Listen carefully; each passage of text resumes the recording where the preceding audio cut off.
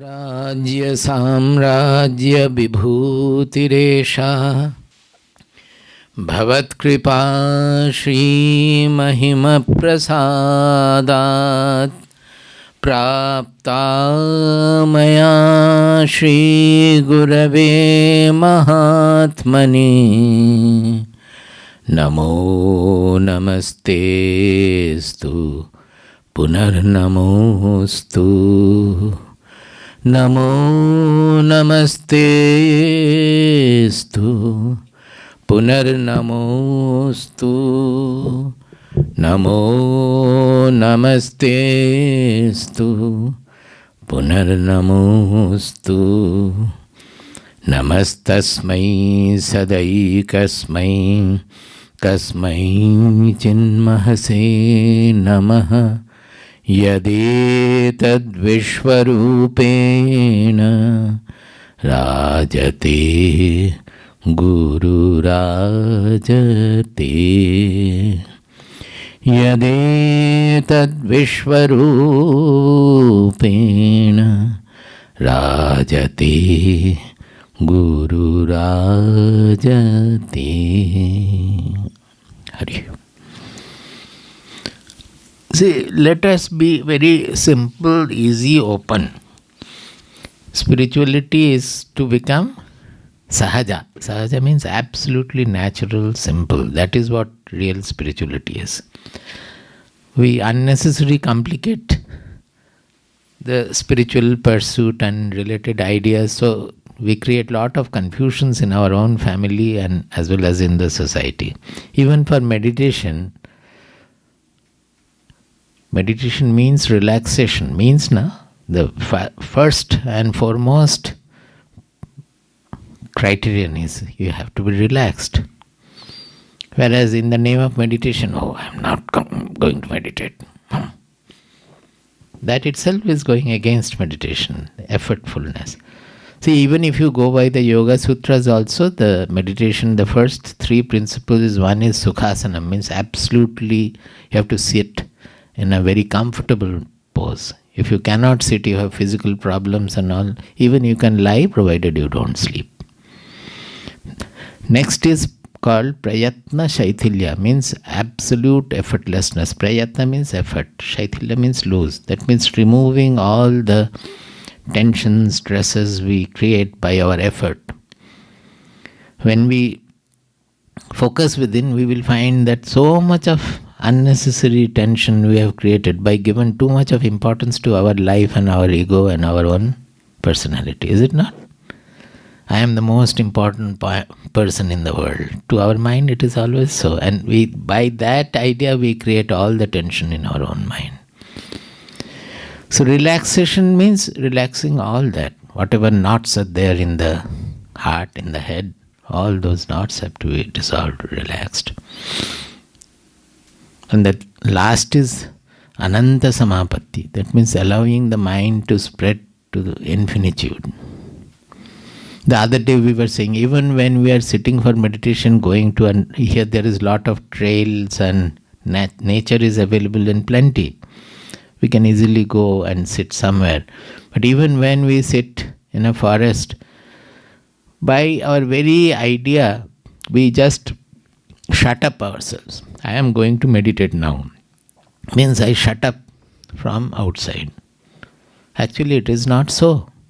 We should rather spread ourselves outside as in the nature, whatever forces. Suppose you have sat in the morning, early morning.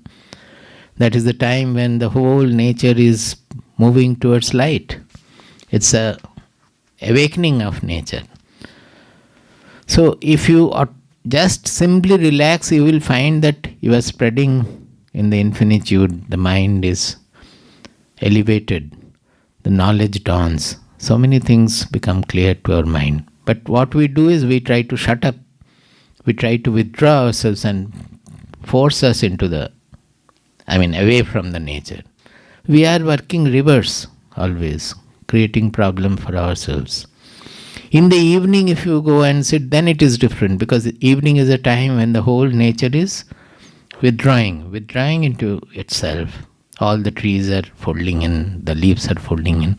That is the time you also withdraw and go into your inmost self at that time. Actually, self is the zero as well as the infinitude. Both are self. Self means the I in us, which always we are using. We are using it wrongly, thinking that this I is body, mind, limited personality. It is inside that. That is what I am, and all I's are different. Actually, there is no multiple I at all. That I, real I, or Atma, or Paramatma, or Brahman, they are all same. It is only one consciousness everywhere. The whole world is appearing in that. So you call it zero because the whole world is consciousness alone, or you call it infinitude. It doesn't matter. Both are there. Zero and infinitude, both are equally hosted by that I. That is what our real identity, our Atma is. So, in the morning you become infinitude, in the evening you become zero. Doesn't matter. Both way you are becoming the Atma there. So, it is relaxation which we have to develop, not that spirituality is something in the yonder sky. I will one day, after waking up from sleep, I will develop this, that and all, and I will become a self-knower and all. These are all fabricated ideas we form. The self is a path on which we start moving. More and more we become expanded, we become universal, we become the self more and more. You can even call it an unending process, but after some time it becomes natural. So, let us spend some time absolutely with free. Don't worry about my question will be foolish or whether Swamiji will think that I don't know anything. Nothing like that. Let us simply try to clarify the ideas we have, and we will see that there are many misconceptions we host. They should be removed. Then spirituality will really divinize our life. There won't be any conflict in the family as well as in the society. Suppose you love everybody, can it ever cause any conflict? You love even your enemy also. Not that you are going to embrace criminals or so, but your love should be there equally for them. Will it ever create any conflict? Whenever we are expanding, you will find that in a teamwork, when you are working together, you will find so much of joy in working together. Is it not? Provided your selfish interest and ego is not playing a role in, dividing that. When suppose we are in a team working, but there, whether he will be getting promotion or I will be getting promotion and all those things come in, then the joy is gone. But when there is no selfish interest, we are working together for the same cause, you will find there is so much of joy. People come to our ashram, they ask for some seva, some work, and the easy seva we give is that we have 3 journals. So we have to put the envelopes, the address label, the stamps, etc. Quite a lot they have to put. So all are given. That is the first job available where they can work. And they say that they find so much of joy in fixing stamps. But at home, if they fix the stamp, will they get joy? You go and see. You see whether it happens. It is actually working together. That what happens when we are working together without any ego conflict or selfish interest conflict, then our mind expands. That is, we start experiencing ourselves in others. Nobody will be liking to stay alone, live alone, will you? Suppose you are sent away where the second person is not there, nobody is there. You will find suffocated after some time. Whenever there are people to your like and all, to your likeness and all, you are able to communicate, you feel so much of joy. That communication and all, that is expanding ourselves in others. The joy lies in expansion. I often show the slide also that spirituality, what is true spirituality? That we start with the ignorance that I consider myself, that I in us, which we use as always, we call it Atma, Aham actually is the term for the I in us. It is defined as aham pratyaya gocharaha. That is Atma, Pratyagatma, the I inside us, is which is revealed by the aham feeling in us, that I-ness, amness in us. That is the Atma. Now, when we start, we think that I am only limited by my body, mind, personality, and all other I's are different. But when we try to look into that I, that who am I, that question comes, because we find that I am, is that the body is what I am, or I am an observer of the body? Tell me, which is more true? That the body is undergoing change, the body was at one time small, then it went on changing. Even every moment it is undergoing change. Sometimes some pain is there, the pain has gone. All these are, is it not I am knowing all these things? This change is taking place in the body. I am an observer of the changes. I am knowing all the changes taking place in the body. Sometimes we say, I am sick today. Another time we say that my body is not all right today. Is it not a contradiction? Sometimes we are making it a I am sick, means I am the body. And sometimes we say my body. That means possessive case. That means body is what I am seeing or knowing or which I have. So the truer picture is I am the observer of the body, because body is undergoing a change. That I we are referring to, it has no change at all, because anything we associated with that I, that is what you are observing. Suppose the mind, we go to the subtler level. The mind is changing. Yesterday it was very happy, now it is gloomy, or now it is unhappy. So this change of the mind I am seeing. Is it not? I am observing, I am knowing the change. So the mind is an object before the mind. When I say object, don't think always it should be a gross object, like the table or the microphone. Body is a gross object, okay. But when you come to the mind, mind is a subtle object. But why am I saying object? Because I, the subject, is knowing the object mind. So, I am the seer of the body, I am the seer of the mind, I am the seer of the, similarly, intelligence also. The intelligence was very sharp when I was young, now it has become absolutely dull. All those things, or the reverse way also it can be, of course. But generally the other way, no? So, then what is that I we are talking about? When that enquiry dawns and we start following that I, where from this amness the I is coming, then what we discover, when we reach, we find that when we reach that I, the whole world vanishes. When we say the whole world vanishes, we mean along with the world, my body, mind, personality, which is a product of the world, which is a nature's product. My body, mind, personality is also a product of nature. Everything vanishes and we land in an unlimited transcendental consciousness. That is what we call the real I. That's a great discovery of our country. We often say that from prehistoric times these discoveries have taken place. Is it not? Because we know history how many thousands of years.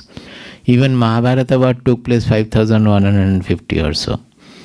But that is towards the end of all these. The Bhagavad Gita is a summarized presentation in a different form of the Upanishadic knowledge. Upanishads were much before that.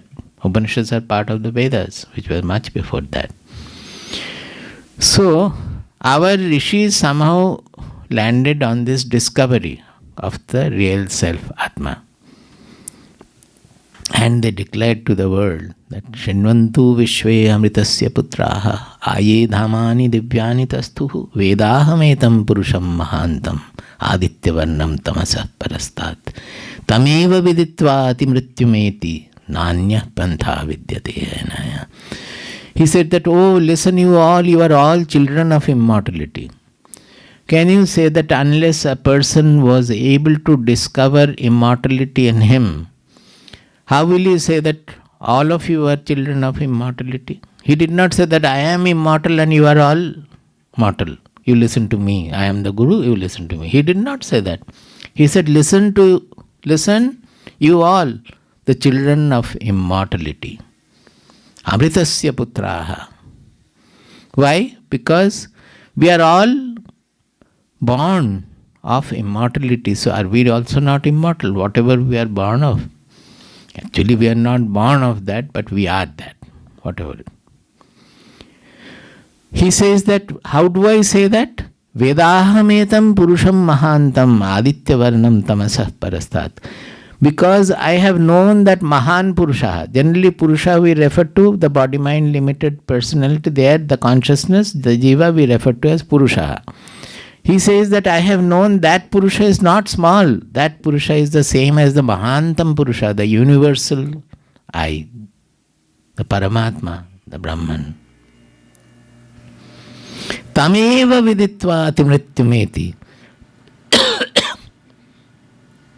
Only by knowing that Mahan Purusha, you can cross over death. Cross over death means you can know your immortality. It's not that the body will become immortal. Our identity, which we are referring to as I, the consciousness, that does not get affected by any change taking place in the body, mind, intelligence, personality factors. It is free of all those changes. It is unaffected by anything. So when we come to know of that identity, that is what I am in reality, then naturally we become free of all the changes taking place in the world, including our own body-mind personality complex. We go actually beyond causal level, the causal chain, so we call it immortality. Actually, causality means what? Whatever was cause, it is dying and the effect is born, is it not? Cause, we say whatever was there in whatever is preceding in time, and effect we say whatever is following in time. Suppose I burn the book, ash will be burned. Actually what is happening is the book is the cause and the ash is the effect. The book is dying and the ash is getting burned. Is it not? So actually birth and death is actually just an expression of causality, but we assign so much of importance to death. Is it not? We don't want to die, and if anybody dies we are so much in trouble, but it is a simple causality. As in nature it is being followed. Every moment how many cells are dying in our body, how many new cells are getting born. Over the whole earth, how many plants are growing, dying, etc. Everywhere there cannot be any birth without death. In creation, there cannot be any creation without destruction. Constantly creation is there, destruction is there. It is because of our limited, constricted vision, we develop a fear for destruction. Actually, destruction is part of the nature, part of creation. So what happened is that they discovered that this is our real identity I, where the whole, in that consciousness, the whole universe which contains my body, mind, personality also is appearing to be. When I say this, you try to understand it a little more deeply. The whole universe in which my body, mind, personality is a small speck. Is it not so? In the universe. Now, in the consciousness which we are referring to as I, in that the universe appears with my body, mind, personality. Then can the consciousness be in the body or the body is in the consciousness? The consciousness is the ultimate revealer in which the whole universe is revealed. Now, you may not accept it immediately, but see, even our world perception also, we may say that the external world is this, and whatever is happening in my mind is internal. But are we able to know anything of the external world unless it appears in my mind, in my consciousness? All of you are sitting. Suppose you don't appear in my consciousness, will I know you? If I sleep off here, will I know that you are there? What we are really interacting with is the external world which is appearing in my mind consciousness. So truly speaking, it is all, everything is appearing in the consciousness. That consciousness we understand finally as our real identity, God or Brahman or Paramatma. In Srimad Bhagavatam there is a shloka right in the beginning. Vadanti tat tattvavidaha tattvam yajnanamadvayam brahmeti paramatmeti bhagavaniti shabdyate. Vadanti tat tattvavidaha, the knower of truth. They say, Vadanti tat tattvavidaha, the knower of truth, they say. What do they say? Jnanam, Vadanti tat tattvavidaha, tattvam yajnanam advayam. Tattvam means the truth. The ultimate truth is the advaya jnana. This is very important. That it may take a little time to fully explain. Advaya jnana is the ultimate reality. Advaya jnana means non-dual knowledge. What is a non-dual knowledge? Normal knowledge is always dual, that I am the knower, knowing the whatever to be learned. Suppose I learn whatever is there in the microphone, then I have learned the microphone. By that I have not become the microphone. It's a knowledge outside me. Even when I am having the bookish knowledge, the Bhagavad Gita I have learned, so the knowledge is there in Bhagavad Gita and I have known it. I am not the Bhagavad Gita. Is it not so? But in this case, what is the entire knowledge of this Upanishads, Bhagavad Gita, etc.? What are they speaking about? It is about our own identity. The Atma. Atma means my own identity, which I am always referring to as I. Without that we cannot even dream also. We cannot think also. That I is always present. Even when there was no signal, I say I slept very well, I did not know anything. That I, without I, there cannot be anything.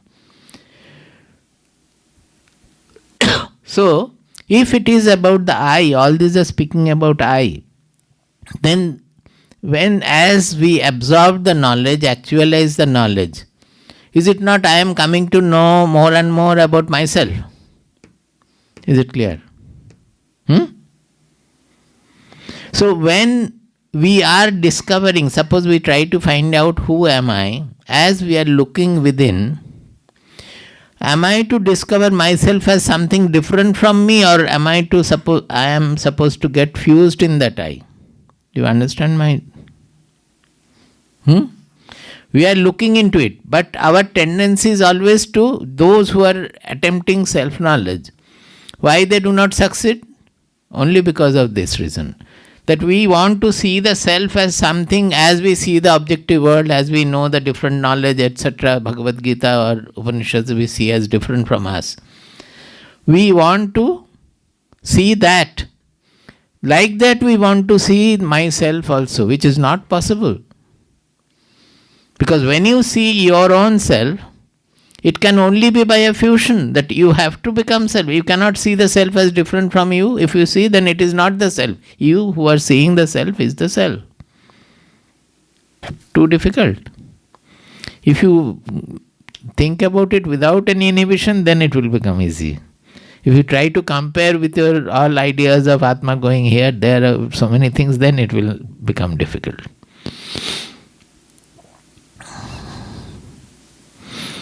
That is why it is called non-dual knowledge, where the knowledge and the knower, they become one. In all other cases, there is the knower, there is the knowledge, and there is a process of knowing. The three are there.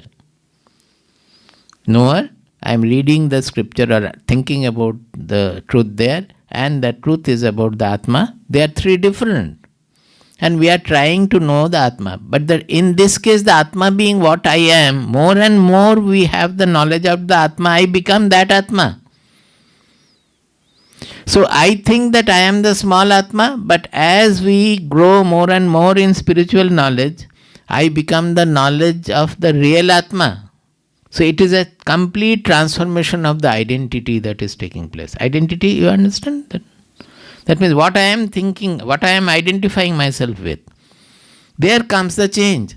that identifying undergoes a change. That slowly my I starts expanding and finally becoming universal, transcendental, one single I. It's very difficult. You have to think freely, naturally. You don't try to relate with the whatever we have learned or so. But that you can do later on. But when I am trying to explain something, I am trying to put the truth into your being. So if you just simply naturally listen, then it will automatically go into it. If you try to make it understand with your preconceived ideas, then there will be difficulty. So why did I say all these things? Only to explain that the whole process of spirituality is a process of expansion of our identity. From that small, selfish, always non-cheerful I, which we are always blaming, sad, with non-accepting I, with that small I, from that small I we have to become the universal I, who is always contented, fulfilled. Everything that comes, whether it is birth or death, destruction or creation, knowledge or ignorance, whatever, we remain embracing the whole universe.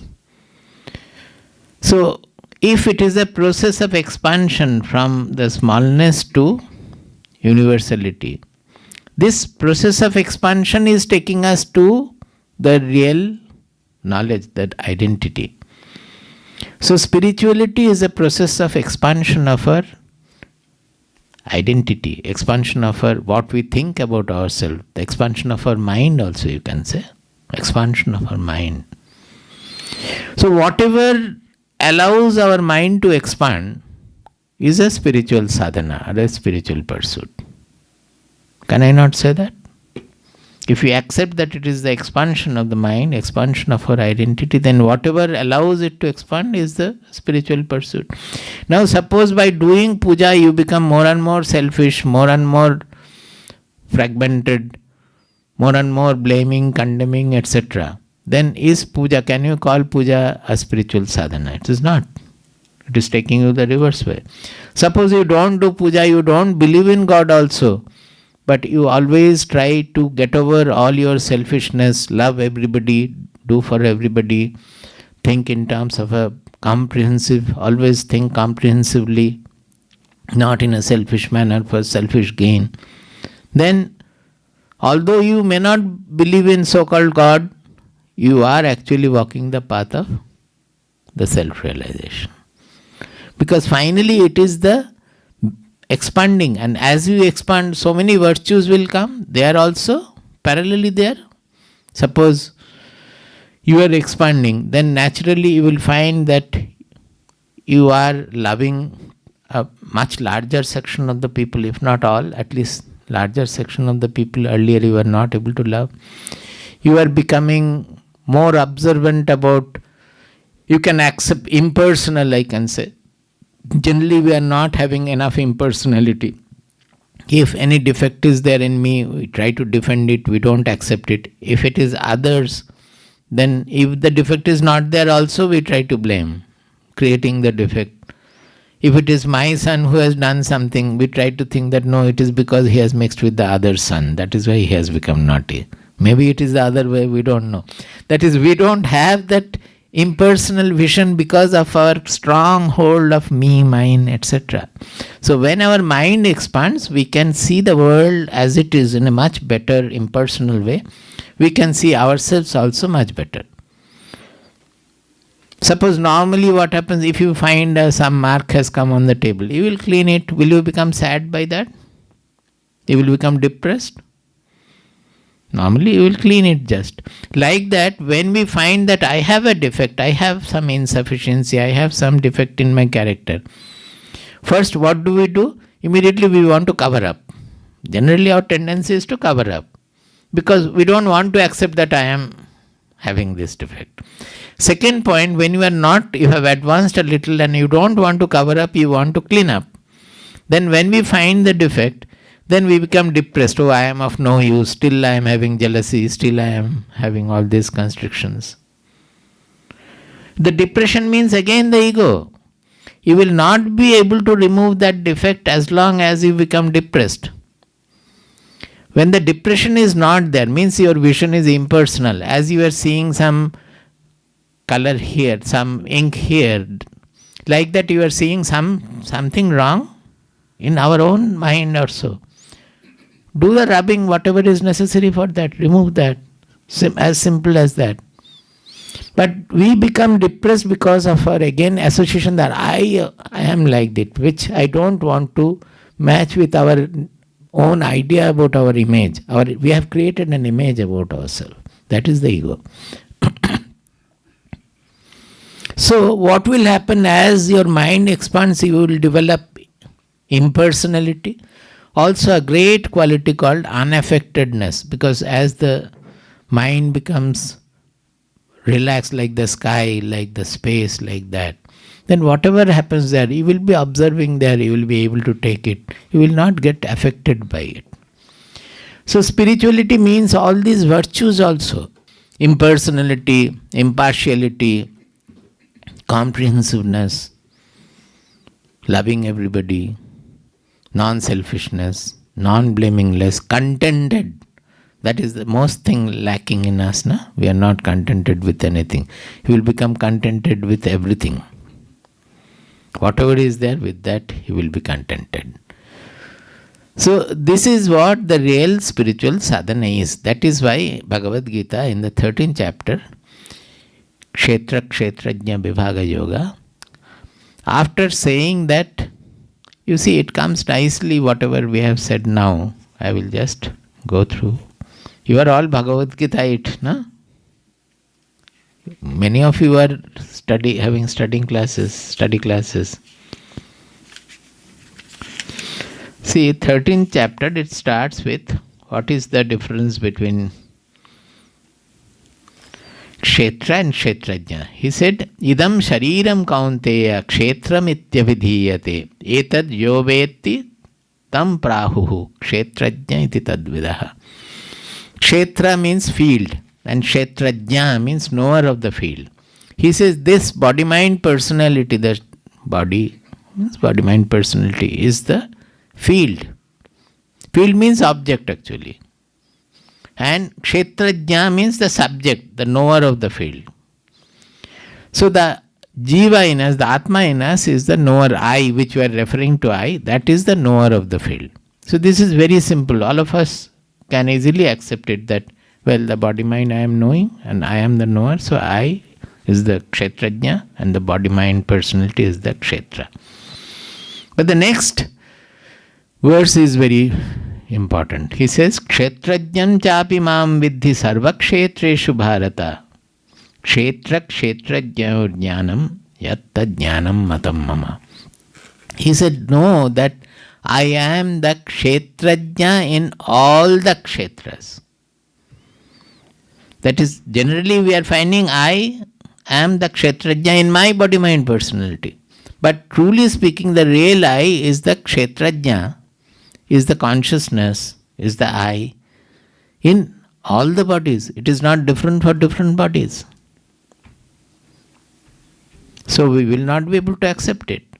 There will be question that I don't feel that the first one is okay, but this statement I cannot accept.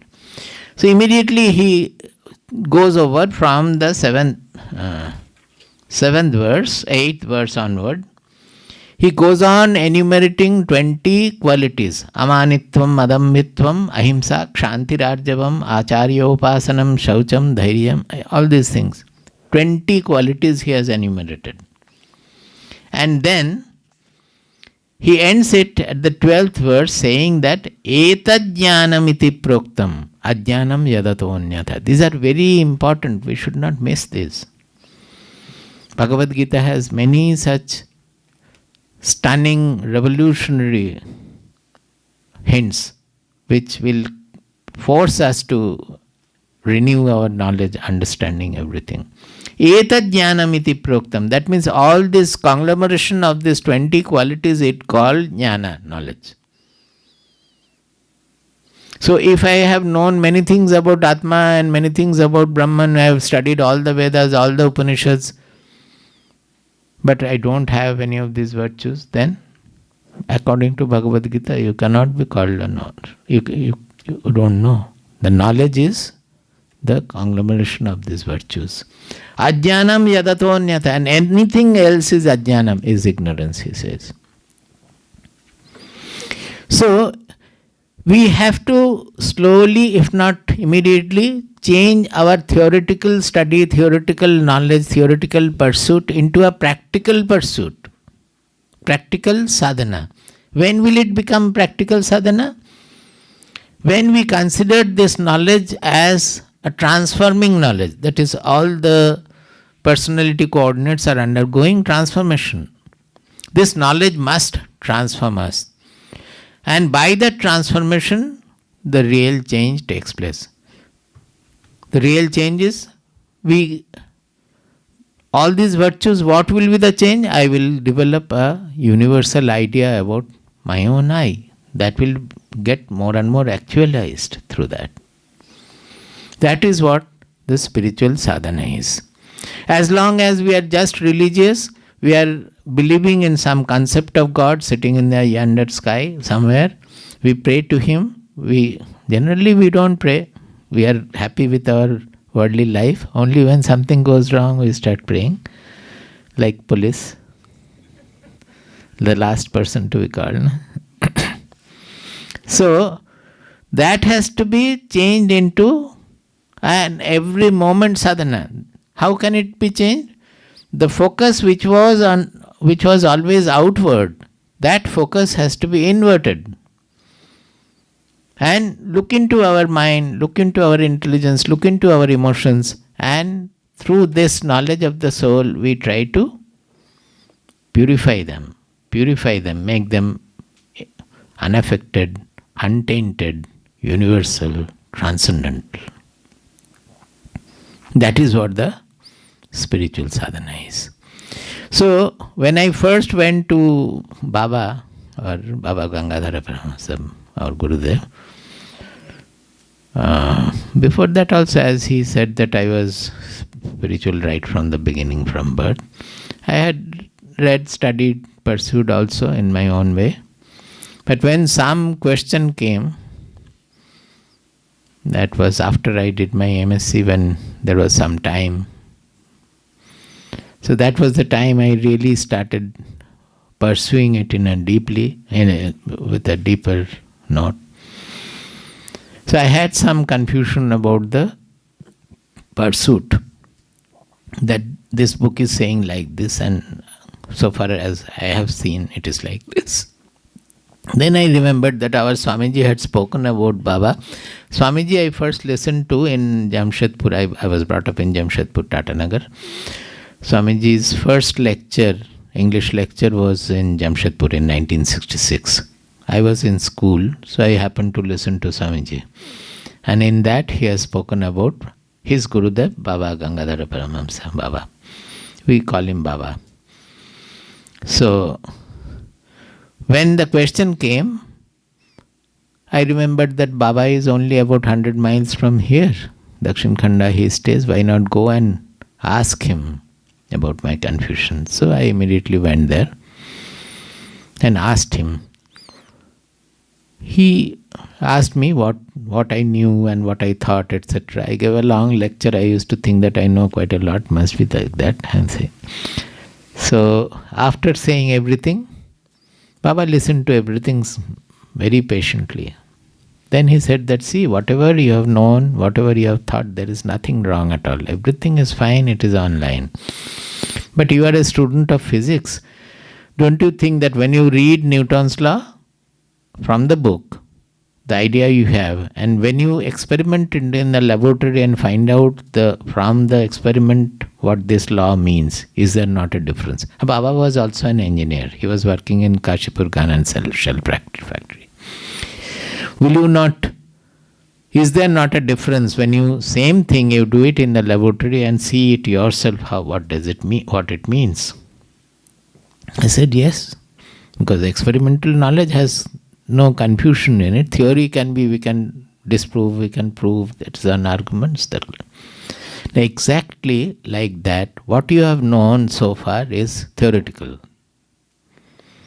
I will put you in the laboratory of this spiritual pursuit and you do the experiment yourself. Because this being the truth about this, Baba did not say, I am adding now, this being the truth about our own self, until it becomes my first hand discovery, it will not have its effect. Do you get my point? All other things I may discover what is there in the water or so, by that I will not become water. But this discovery is about my own identity.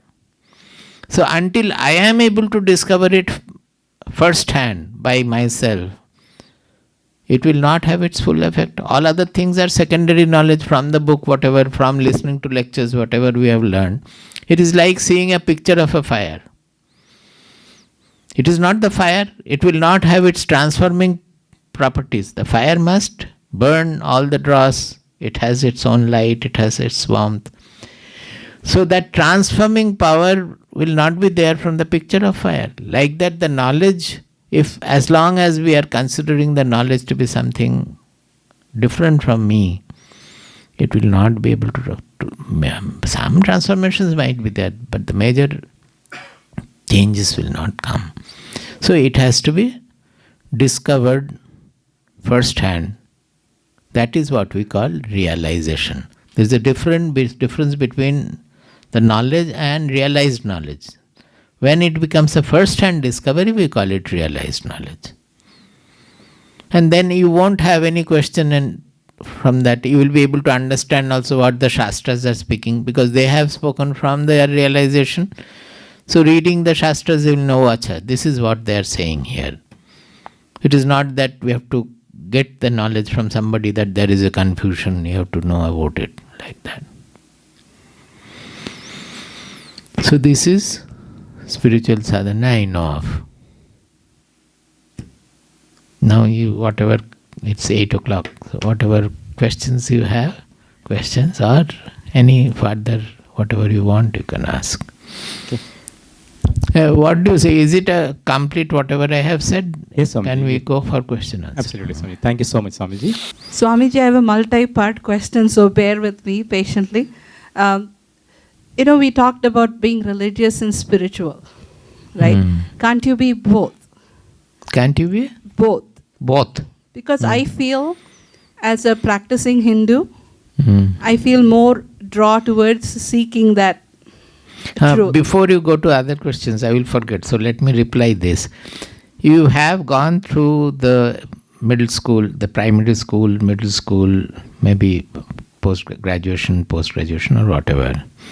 Now, when you are pursuing the graduate studies, is not the elementary school knowledge is already got infused in you. Without that, you would not have gone for graduation. But both means if you think that you have to again study in elementary school and graduation both, then it is not possible. Exactly similarly, religion is meant for all. It is to bridle the society based on certain models which will be simple to understand. See, whatever I am saying, do you think people will be able to understand about this real Atma and all that I spoke so far? How many people will understand? Even educated, learned, even scientists I have found difficult to understand. So how to keep the society bridled on a auspicious path? So religion is meant for that. But whatever is spoken of religion, they are all conducive to take you to spirituality. But they don't generally, because we think this is all and we don't inquire further. But the religion itself says that you should go further, because is it not there in the religion itself? The God is omnipresent, omniscient and omnipotent. Is it not there? But if He is omnipresent, then why for God we have to go to the temple and see the God? Is that the real God? You may go to the temple, fine, because throughout the day you are involved in the worldly things. So at least going to the temple for some time, you are coming out of those multiple thinking. You are thinking of something transcendental, something about God. So the temple has got its role. I am not saying that you should not go to the temple. It got its role. But while you are going to the temple and praying, you should remember that God is not here. God is right there in me also. Everywhere God is there. The moment we come away from the temple, we forget God. Because we want Him in a piecemeal manner. That, well, I have prayed to you. Now don't follow me anymore. I will do all nonsense things. Don't question me. So we deliberately perhaps want to keep Him in the temple. But if you become really a religious person, then you must become finally the devotee of the all-pervading God. Is it not? Similarly, the next is omniscient, means He knows everything. Is it not? His knowledge itself, He knows everything. In that case, do you have to pray? Before you pray, He knows what you need. Suppose He would have sanctioned all you prayed, would it have been good for you? All kinds of prayer we make. Rabindranath has a poem where he is saying that Ami bohu ashunay pranpane chai bonchita kore bachale more. Because of my multiple desires, multifarious desires, with all my vitality I ask for so many things I have been asking for. By depriving me from fulfilling all those prayers, you have saved me. Is it not true? So, if you have that God, if you become more and more religious and you think of that God who is all-knowing, then there is no meaning in prayer at all. He already knows what you need and what you don't need. And He is not only that, He is omnipotent also. Then whatever to be done, He is doing. Not only that, whatever is happening, it is with the will of God. Not because we are small, we are not able to understand the will of God. We are thinking that God has punished. Whenever somebody dies, we think that God has punished. But death is part of the world. It is part of creation. And God knows it. We don't understand, so we feel that we have to pray to God to live. So, the religiousness in its true sense will make you spiritual. You will start believing in that all-pervading God, all-knowing God, all-doing God. And all-doing God means who does everything, means that acceptance will develop. Whatever happens to your life, you will feel that my beloved God has done it. No non-acceptance. These are the highest quality of spirituality which we gain through that.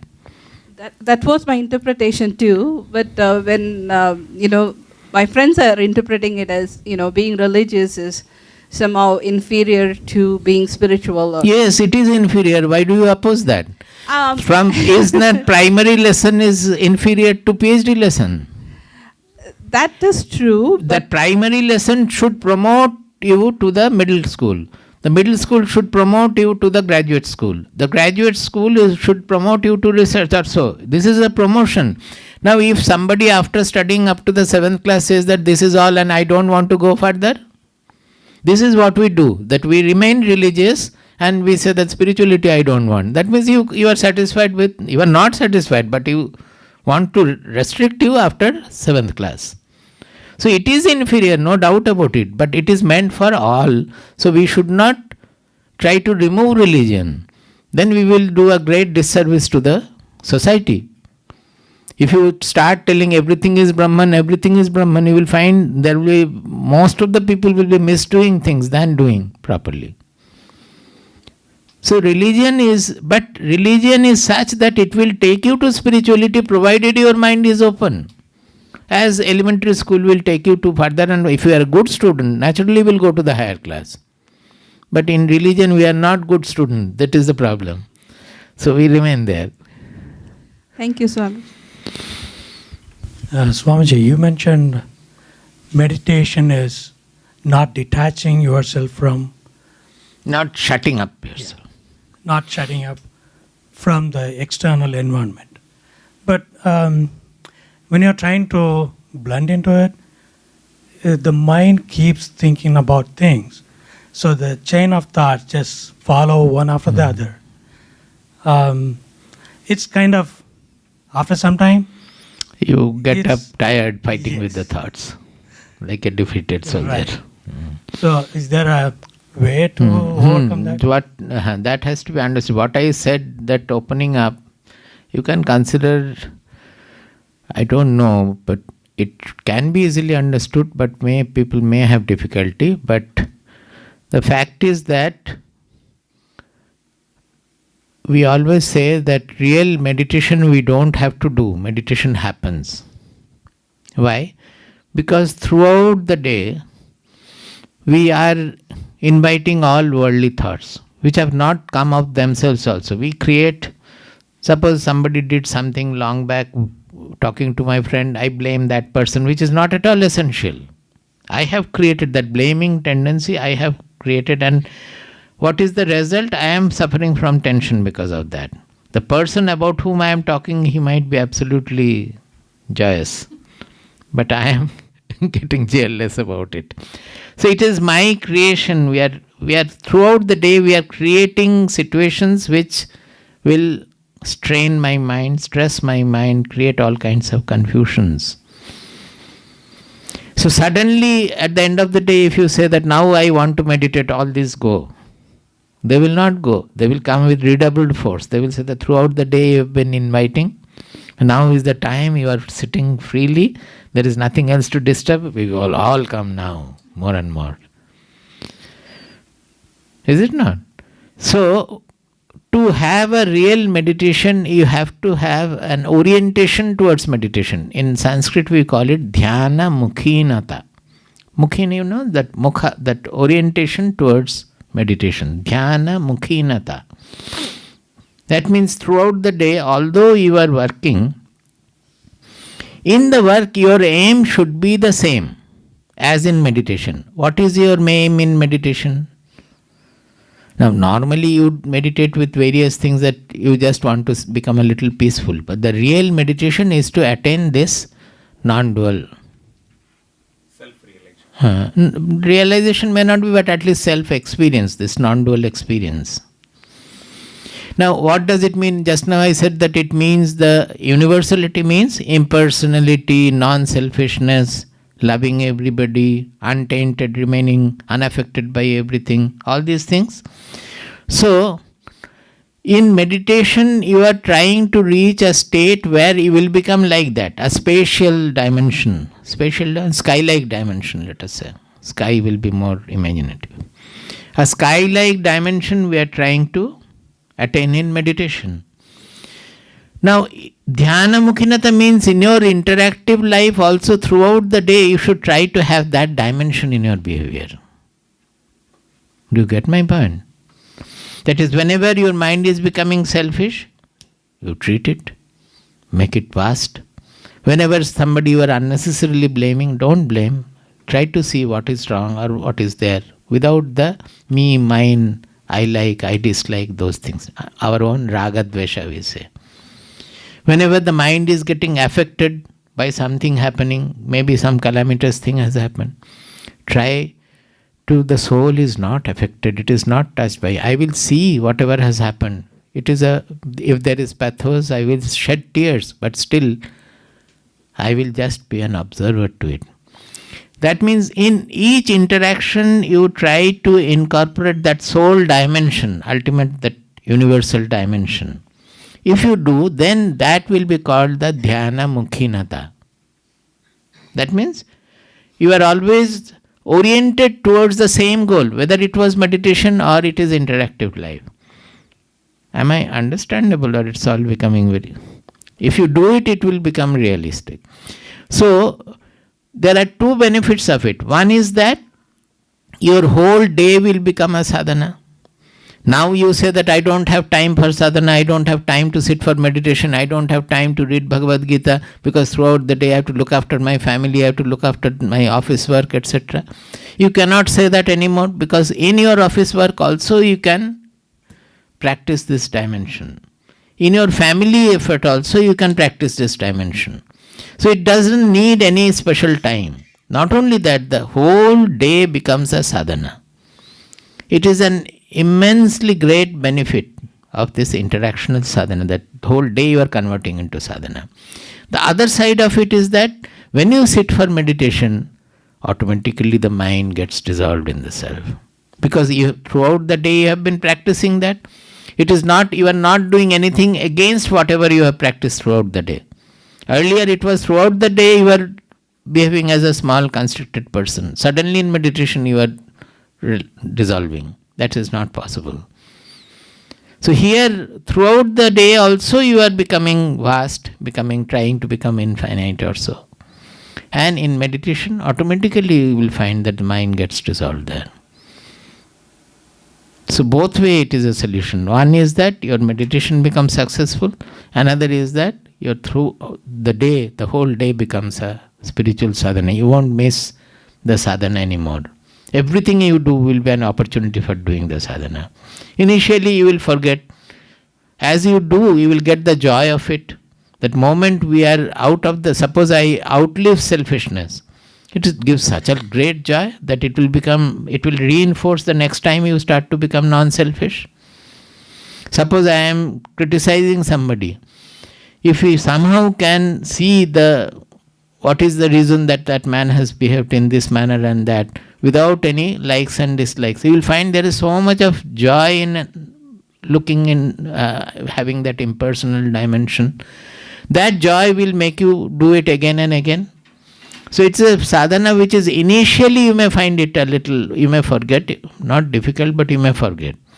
But once you do a few times, that victory over your lower tendencies, victory over your constricted tendencies will give you so much of joy that will become your habit and the sadhana will progress and so on. And with that, when you meditate, immediately the mind will get within, sink within. Thanks, Swamiji. I will try. I will try and I will do.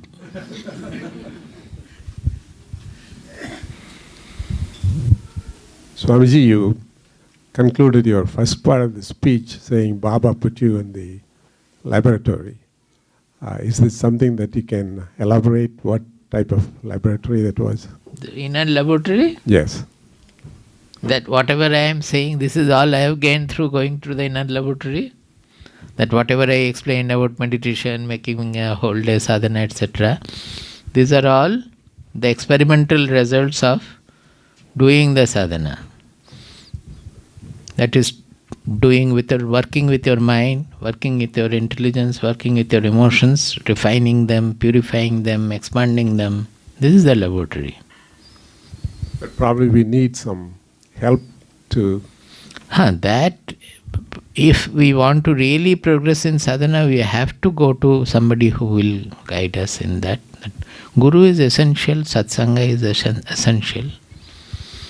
Because a person who has walked the path will be able to tell you. Suppose if I had not meditated, I would not have been able, I will do something from the read, whatever I have, if I had read, I could have said. But I don't speak from anything read, I speak whatever I have read, I speak only what I know. Otherwise I won't speak, I will say that I don't know. Thank you, Swamiji. So satsanga and Guru Sangha is essential in spiritual path because we don't know the path. Not only that, it is the ego is the greatest hindrance. So when we accept somebody as our Guru, immediately there is a scope for the sublimation of the ego. It gets sublimated. That raises another question, Swamiji. Who is the Guru? That if our country is quite liberal in that, when we really, not in the bad sense, in the good sense also, when we really crave for a Guru, it will happen, it can happen. See how it happened. Because my parents, the Bengalis are always having Guru, those at least in the previous generation. But I did not like it generally, the way. My parents were looking for Guru, that also I did not like so much.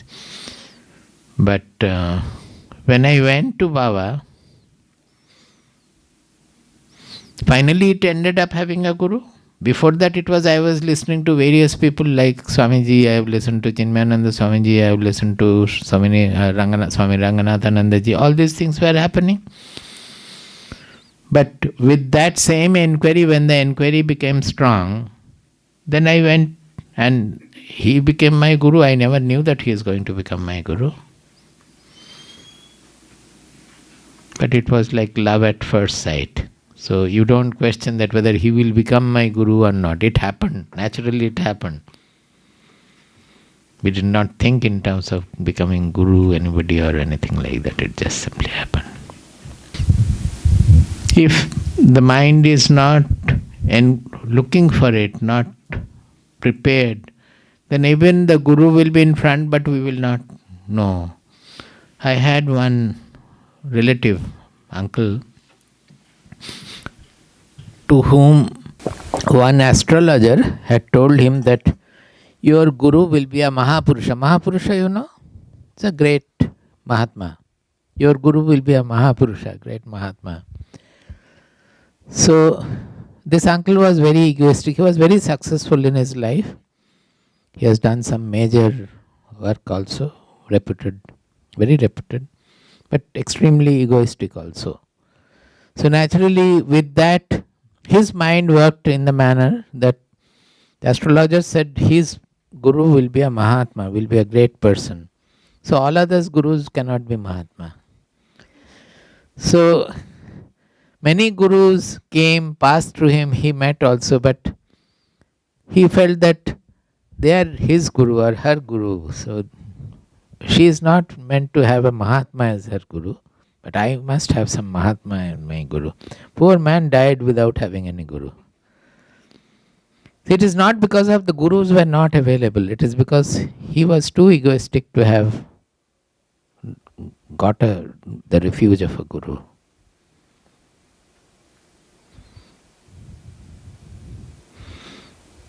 I often say that we listen to everybody, we go everywhere. Then we decide that, oh, this Swamiji, I can accept 60% of what he said. The other Swamiji, I could not accept more than 30%. Another Swamiji, we said, here 70% of it. But something he said, I don't accept it. So actually, what I can accept and not accept, who is judging that? My intelligence is making the final judgment. Then is he not the guru for me? That is, our intelligence is the final guru. So how can we get it from others that this is a path which I don't know where it is, which way to go. So without guidance, it's extremely difficult, almost impossible. And if we judge that going to any Mahatma, I say that this I can accept or cannot accept, that means to me, I am still remaining my guru. I cannot accept him as the guru. Do you get my point? So these are the common mistakes we make in our life. We give an example also that suppose you are walking into the desert and you are very thirsty.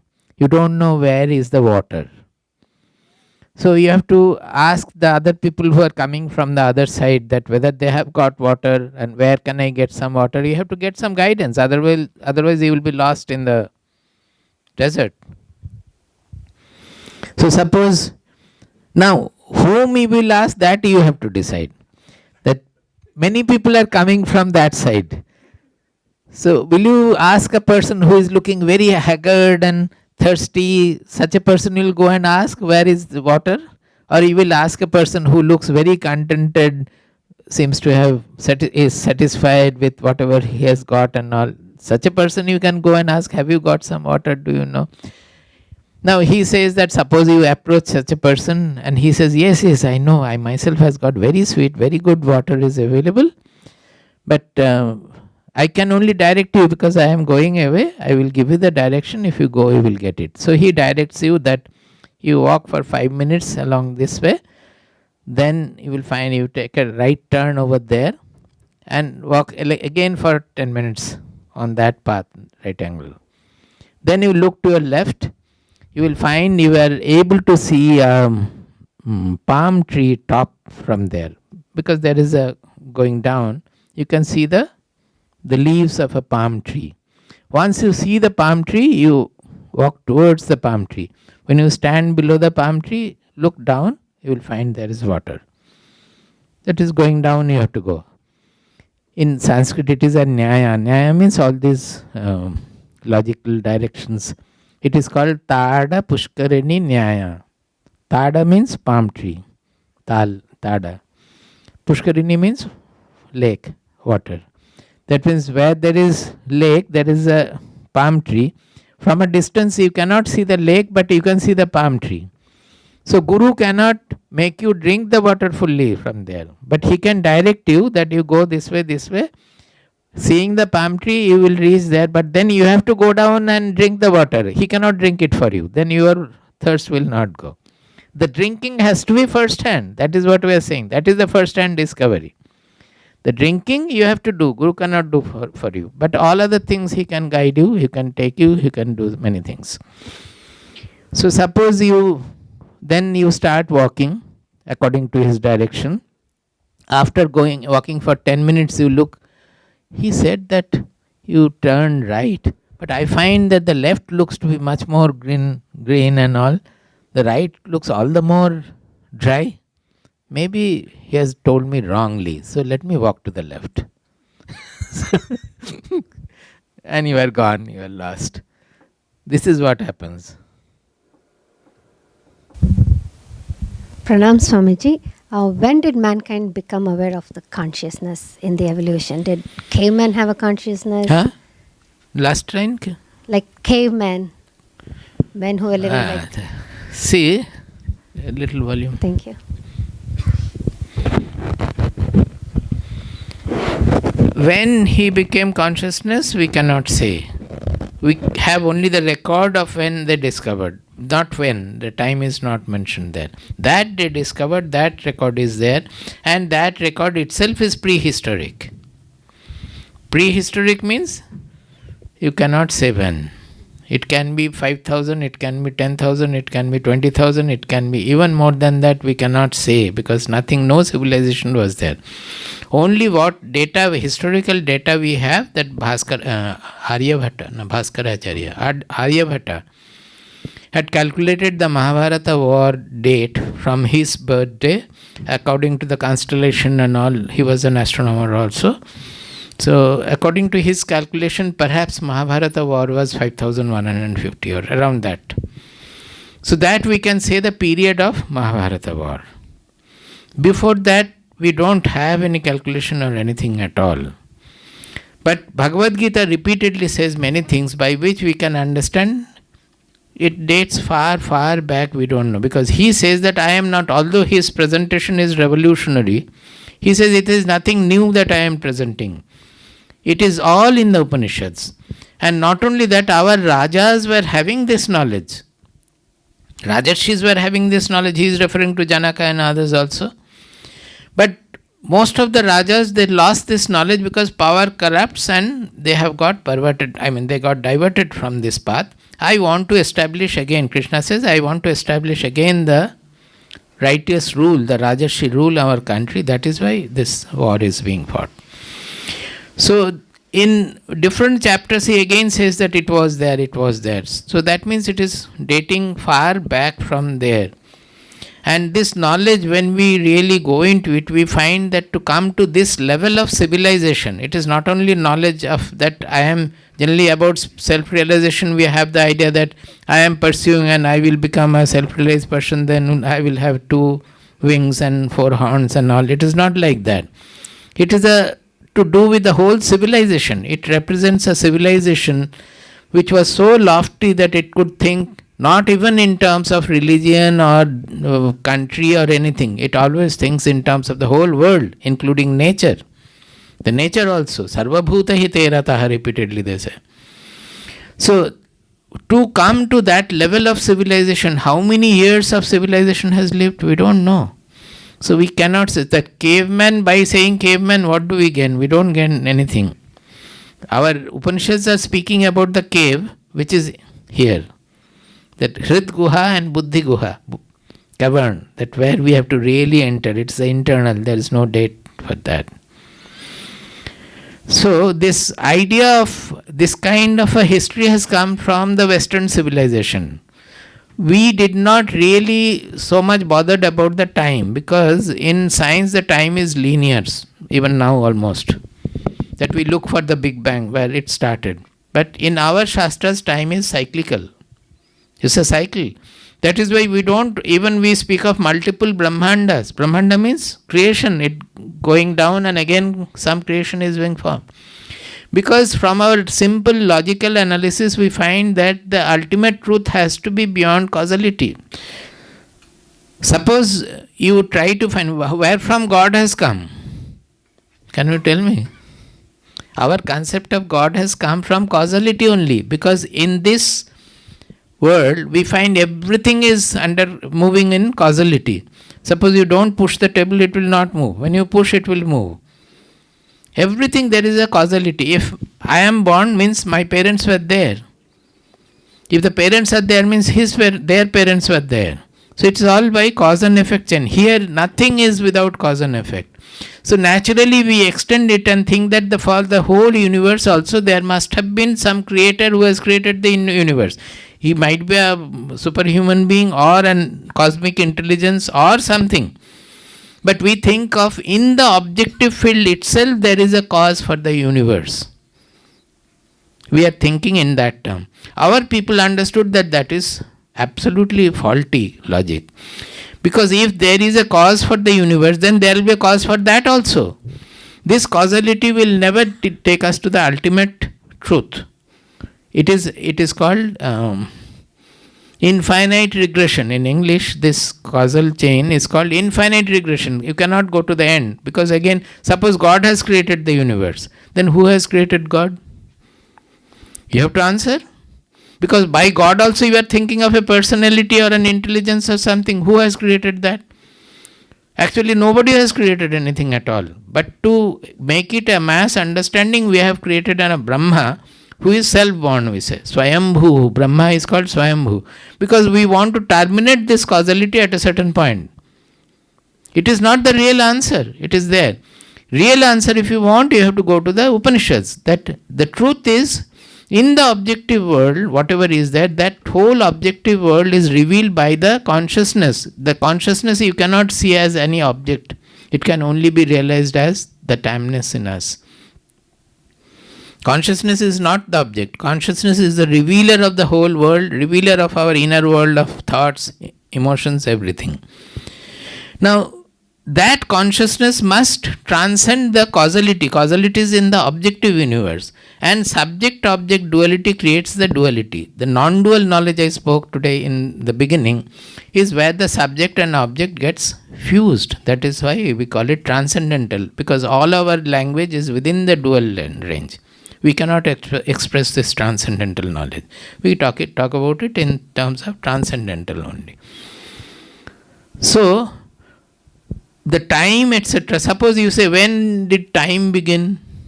Is there any meaning in the question? If time begin, we can specify a time. Then time was already there? Is it not? So our time is cyclical. Causality is cyclical. Everything in matter and the world is cyclical. But the truth is beyond this all dual. It is non-dual truth. There comes the great rationality of our scriptures and all. So this kind of discovery they have written. I can tell you that 6th verse of Mundaka Upanishad.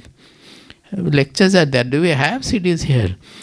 If you read them, you will understand what level of thought they had taken their thoughts to, the loftiness and the subtlety of the thoughts. Mundaka Upanishad 6th verse and Kathopanishad Nachiketa's 2 questions, particularly the second question. It goes to any level of abstraction, leads us to the truth finally. So we don't worry about time, because it is when Brahma came to call Rama back, in Ramayana it is there, that instead of 100 years, you are 125 years, you are here. Your asana is lying vacant, please come. So he came to tell, then Lakshmana was, you must be knowing, Lakshmana was kept as a gatekeeper, not to allow anybody, and all those stories are there. So when Brahma came to Rama, introduced himself, that I am the Brahma, the creator. Rama asked him, which Brahma? Which Brahma means there could be multiple Brahma. You are a creator of this creation. There could be another of another. So these hints are there in our Shastras that we have to go beyond all these limitations. Swamiji, how do we measure our spiritual progress? When somebody says, I'm into spirituality for these many years, how do we measure? Not by the years at all. It has to be measured by his, again, the virtues. Basically, you can say unaffectedness. Actually, you need not measure the spirituality of anybody else. All the Shastras are speaking about the symptoms, lakshanas, etc. They are cautioning that it is not to measure anybody else, to measure your own progress. That is, what we have to do is to only measure whether I am progressing or not. And for that, the one thermometer, one measure is unaffectedness. Suppose you look into your mind and you find that earlier, even little things I used to get absolutely upset. I used to lose my temper. Now I am able to take many things. Even when somebody is abusing me, I am not getting agitated. I am not throwing any return abuse also. I am poised enough to ask him that, why are you saying like that? Did I do anything wrong, or what has happened to you or so? That means I am not losing my self-seatedness. That unaffectedness, even if there is a calamity. By getting affected, what can you do? It has already happened. You get it? Suppose you have lost everything and you are so disturbed by that. By being disturbed, by being stressed, you are not going to recover whatever you have lost. For that you have to work. But that you are agitated, that you are tense, that you are stressed, it is only because of the non-readiness of the mind to accept whatever has happened. You get my point? Whatever has happened, what can you do by non-accepting it? Can you do anything? You have to accept it it is past in time. You can again do something to recover. That is different. With your disturbed mind, you will not be able to recover also. When you are poised, then only you will be able to properly recover. But what I am pointing out is that our stress in our own mind, which we are not able to bear, it is only because of the non-acceptance of our mind to. It is because of the non-acceptance of the mind. The moment we think that it has happened and it has been done by, if you are a devotee, you think that God, or if you are a knowledge-oriented, you think in terms of other, that it has happened.